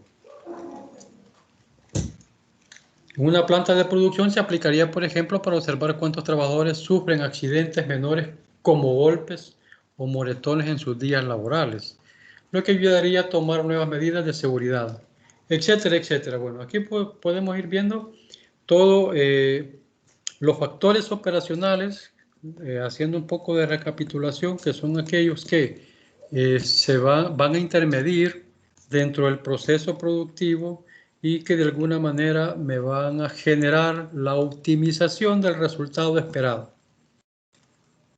Pero que en ese proceso de operatividad nacen los riesgos operacionales. Y que esos riesgos operacionales, pues hay que saberlos medir, ¿verdad? Cuantificar, identificarlos. Y en la medida que nosotros hagamos ese control, esa medición, pues así va a ser los resultados óptimos esperados con un margen de error mínimo. Y eso nos da eficiencia, eso nos da competencia. A menor riesgo, pues obviamente mejores resultados. Aquí hay una plantilla para poder, digamos, determinar esos indicadores. Esta plantilla ahí está diseñada, pero después vamos a hacer un ejemplo sobre esto. Ahí tenemos la identificación de riesgo, el indicador de probabilidad que ya lo mencionamos, el indicador de impacto, ¿verdad? El plan de control de riesgo, qué acción vamos a tomar, 1 o 2, y el indicador de acción. ¿Cuál es la táctica a seguir para que no se siga dando? Y aquí hay un ejemplo, dice tutoría deficiente a empleados. Indicador de probabilidad dice tiempo dedicado a tutoría por semana horas. Indicador de impacto, índice de participación de los empleados. Yo podría hacer lo mismo con las clases, ¿verdad? Puedo ver cuántos hay y puede ser que estén los 13 que deberían de haber, pero todos están en la clase. Hay unos que se encienden el monitor y se van, ¿verdad? Y van a hacer sus actividades y luego regresan. Que inclusive ahí lo puedo ver cuando empezamos a cerrar todos y se quedan 2 o 3 ahí todavía que no los apagan, ¿eh? Quiere decir que no están en la clase, ¿no? Pero obviamente no voy a medir la asistencia en eso, no llegaría tanto. Pero es una forma de poderlo ver, pues. La acción, mejore los procedimientos de tutoría. A lo mejor la forma como doy la clase no es entretenida. Y si lo vamos por ese término, quizás nadie estaría viendo la clase.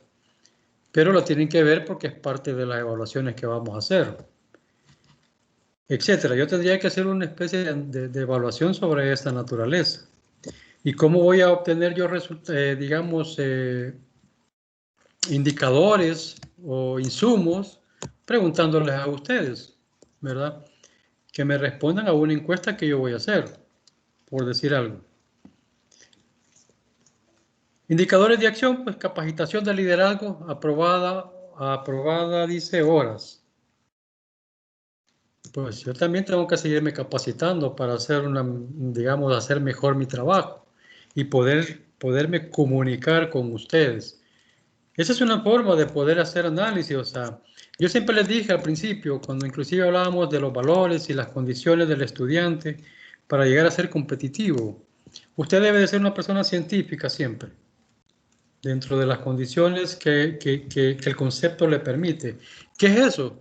Preguntarse de todo y no quedarse callado. Si hay algo que no le parece, pues yo no voy a molestarme por lo que me diga para yo poder corregir mi clase. Al contrario, yo tengo que agradecer por eso. Pero sí es importante que, esa interrelación, ¿verdad? O esa dialéctica que podamos generar, también ustedes se la vayan puliendo. Y así tenemos que seguir funcionando. Las conclusiones principales: el riesgo no es solo una amenaza, sino también una oportunidad de negocio. Recuerden que a mayor riesgo, mayor ganancia. Poner los indicadores en el contexto del negocio apropiado. Aplicar una cultura adecuada de presentación de informes. Hay empresas que se determina que al inicio de la semana o al final de la semana, al inicio para dar indicaciones y al final hacer una evaluación de cómo se terminó la semana. Eso es importante. Que no sean largas, que solo sean de media hora. Y es exclusivo solo llenar un formato para determinarlo. Usar el cuadro de mando de riesgo como una base para las discusiones sobre riesgos. Cuadro de mando de riesgo o la matriz de riesgo, que es importante. Ustedes pueden diseñar una matriz en la que puedan decir cuáles son los eventos que a mí me preocupan de un riesgo que pueda surgir y cuáles son las posibles tácticas a seguir si se llega a dar en algún porcentaje categorizado, etcétera, etcétera. ¿Y qué acción voy a tomar si se llega a dar ese evento? Eso es ser proactivo y, por lo tanto, competencia, le genera competencia. Es importante.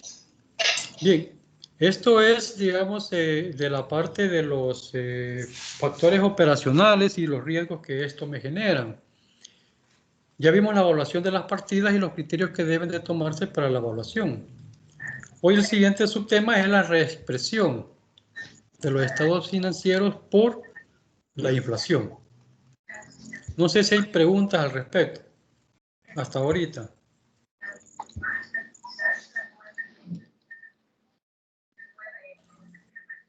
Siempre me gusta comenzar un tema de manera separada, porque así nos ayuda a entender el todo.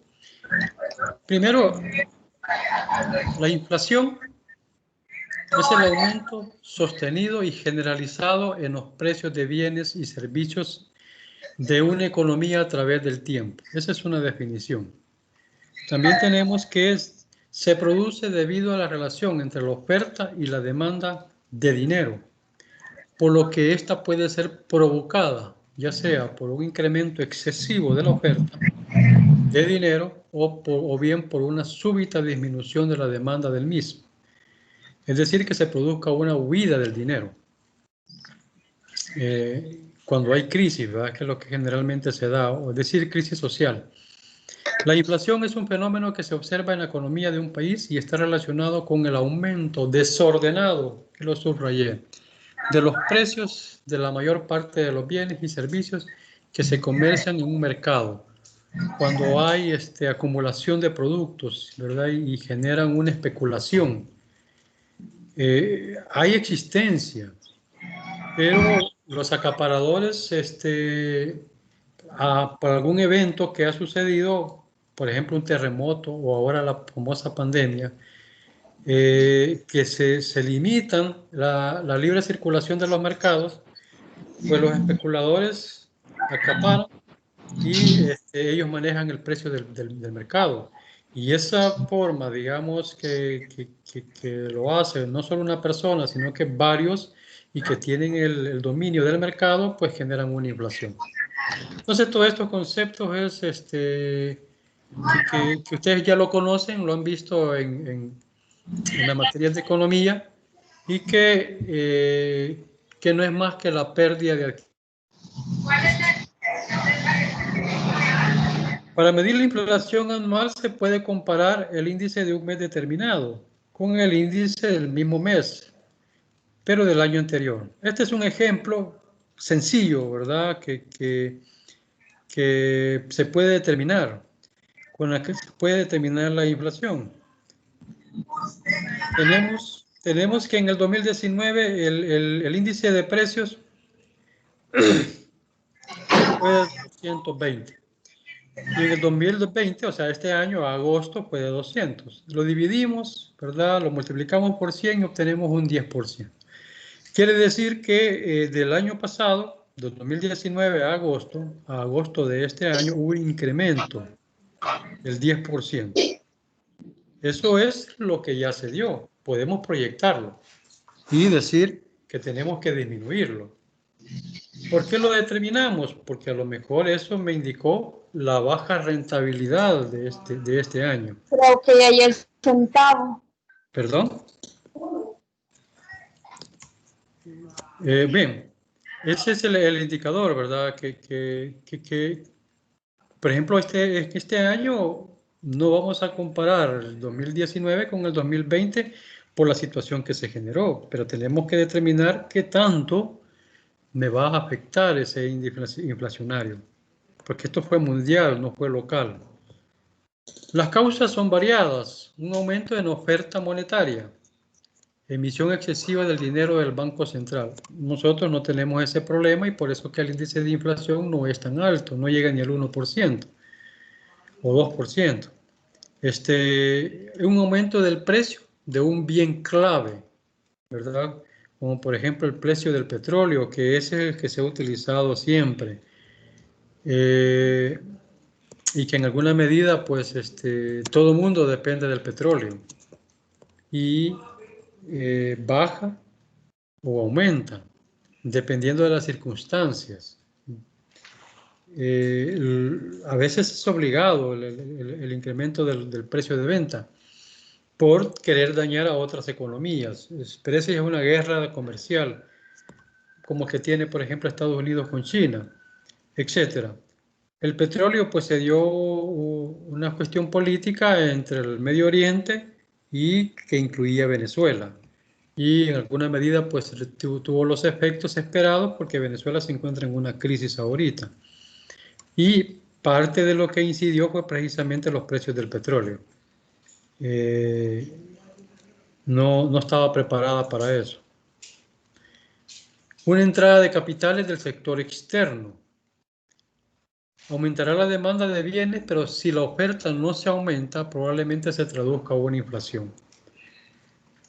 Negociaciones salariales. Cuando se dijo que se iba a incrementar el salario mínimo a 300, el sector empresarial dijo que se iba a crear una crisis económica, una crisis de mercado. Lo cual no fue así, pero es un riesgo que se corre. Imagínense ustedes que habría que medirlo, habría que hacer, digamos, esa medición. ¿Qué pasa si el salario mínimo, como lo habían prometido, ¿verdad?, el Ejecutivo, llegase a 500? ¿Qué tanto eso afectaría hoy, en época de crisis?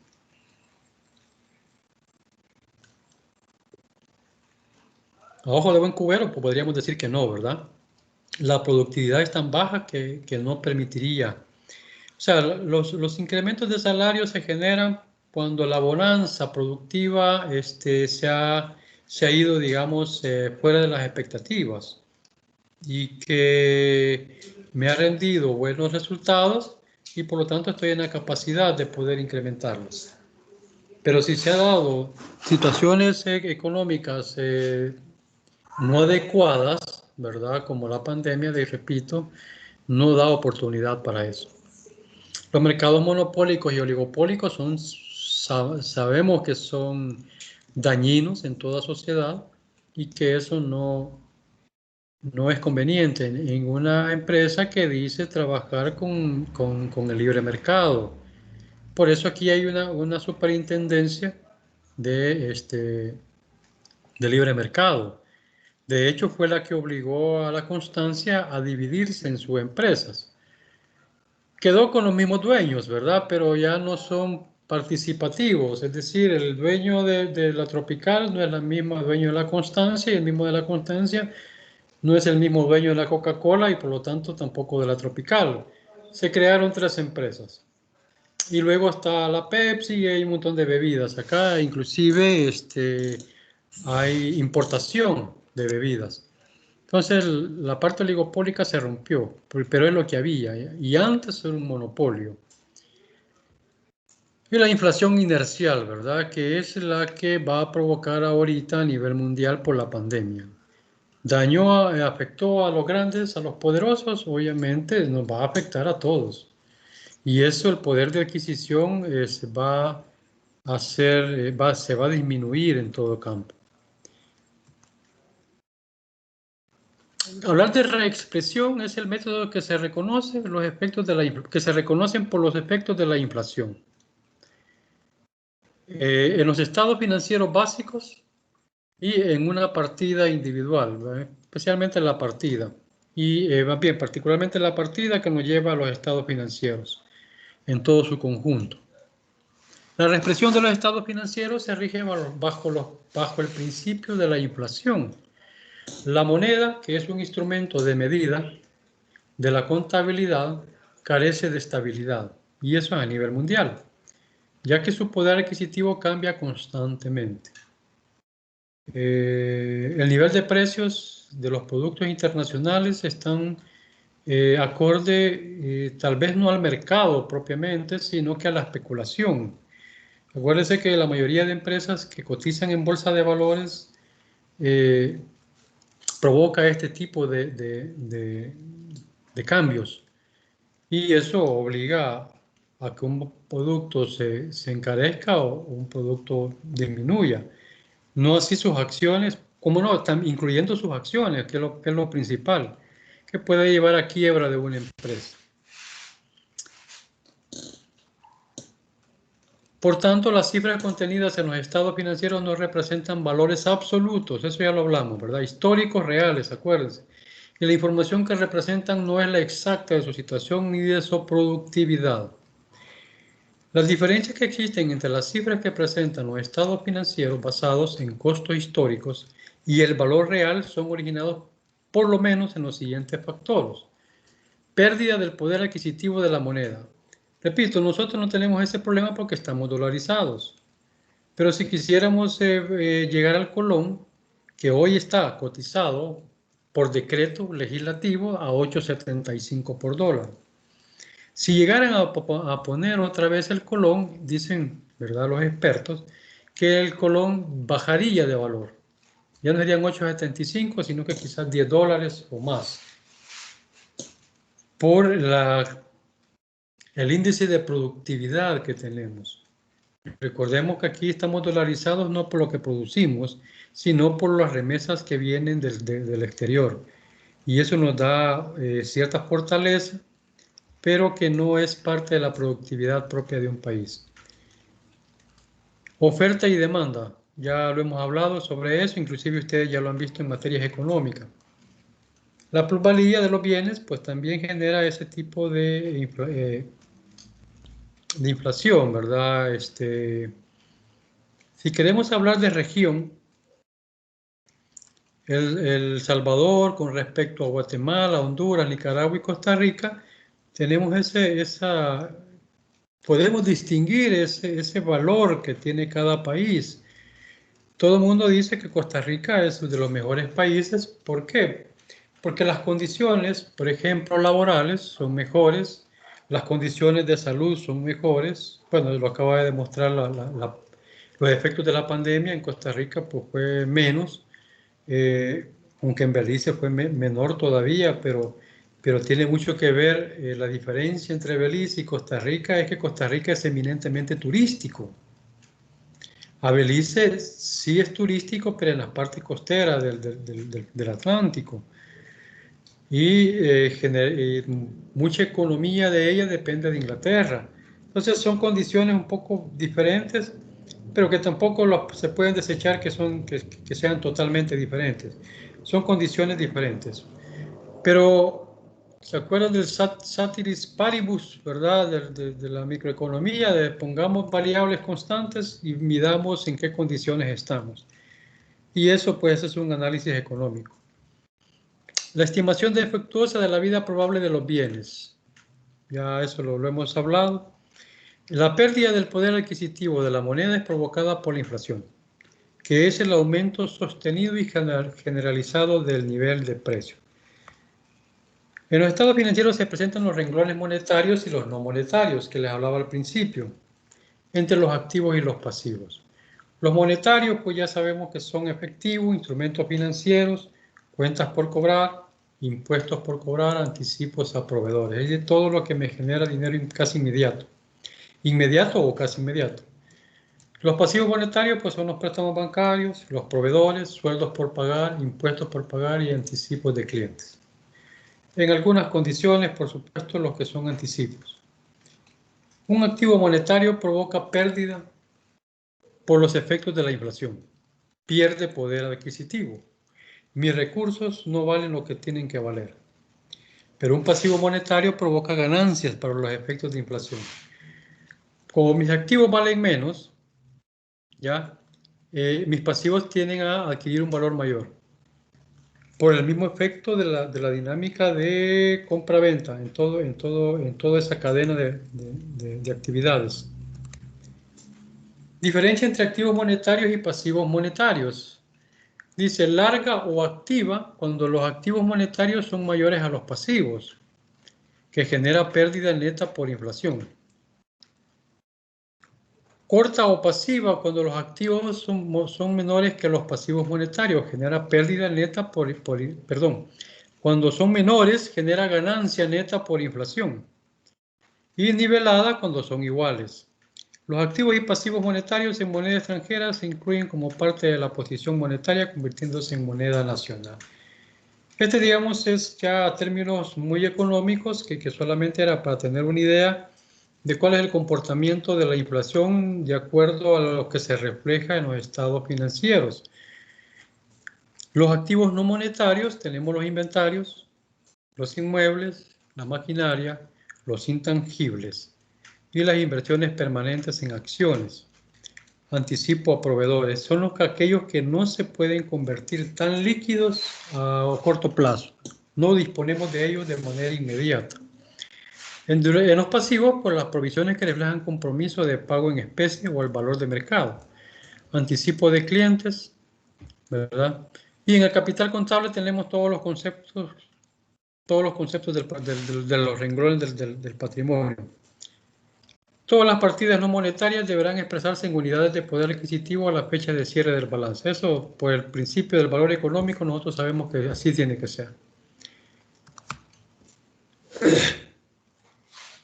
El proceso de aplicación de la reexpresión de los estados financieros lo vamos a ver en la próxima clase.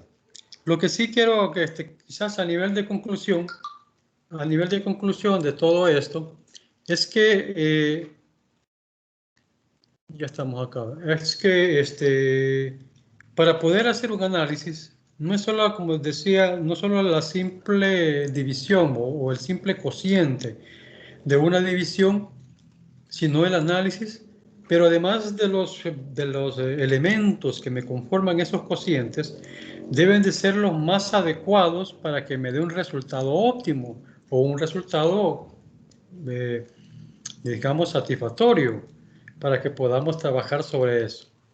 Entonces, la condición para poder tener resultados óptimos es determinar los estados de manera reales por medio de lo que es la técnica de la reexpresión de los mismos. Vamos a hacer ejercicios con eso y luego hacemos los análisis. Tal vez lo que va a interesar es la interpretación de ese análisis, para que podamos tener una mejor comprensión.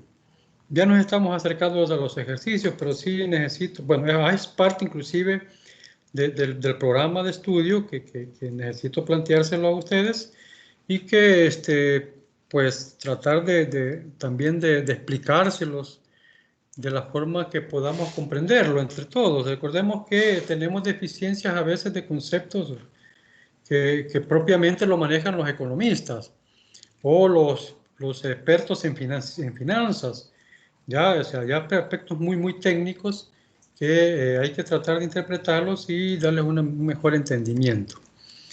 Así que esto fue, digamos, la clase de este día. No sé si tienen preguntas, por favor, de todo lo que he hablado. Las notas voy a tratar de enviárselas mañana para que, ¿cómo se llama? Me puedan revisarlas. Y voy a hacer una situación que lo hice con el otro grupo también. Y ¿cómo se llama? Y es que aquellos que no pudieron presentar actividades, van a ver ahí que hay actividades que no todas las presentaron. Yo voy a mandarle el colector de notas de manera detallada, ¿verdad? ¿Qué nota tienen en cuál actividad, incluyendo la asistencia? Y para que puedan ustedes tener la oportunidad de enviármelas. Yo les mando mañana el colector y les doy hasta el siguiente día, sábado, para que ustedes puedan depositar esas actividades que están pendientes, incluyendo el foro de presentación. En el foro de presentación solo tengo como 3 personas, no entraron. Yo voy a habilitar el sábado, ¿verdad? El sábado, no sé si lo hago en la tarde o en la noche. Ustedes me lo van a decir. Voy a poner una hora, decir, de 3 a 4, de 4 a 5, o en la noche, ¿verdad? De 7 a 8, para que puedan depositar esas actividades. Por supuesto, con una menor ponderación. Pero de tener 0, pues a que tengan una nota. Lo que sí que si lo hacen bien van a tener la nota mínima que se pretende poner. Así que ustedes me van a decir si, ¿cómo se llama? ¿A qué horas puedo yo abrir el portal para que puedan hacer los depósitos de esas tareas que tienen pendientes? No sé si hay preguntas, repito. Y si no, pues muchas gracias y pasen buenas noches, ¿verdad? Y se van retirando de uno en uno, por favor, para efectos de asistencia. Se despiden. Buenas noches, licenciado. ¿Perdón? ¿Alguien habló?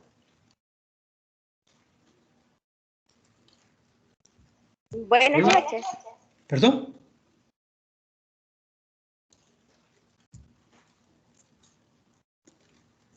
Ok, gracias, Karina. Gracias, licenciado. A ustedes también, buenas noches.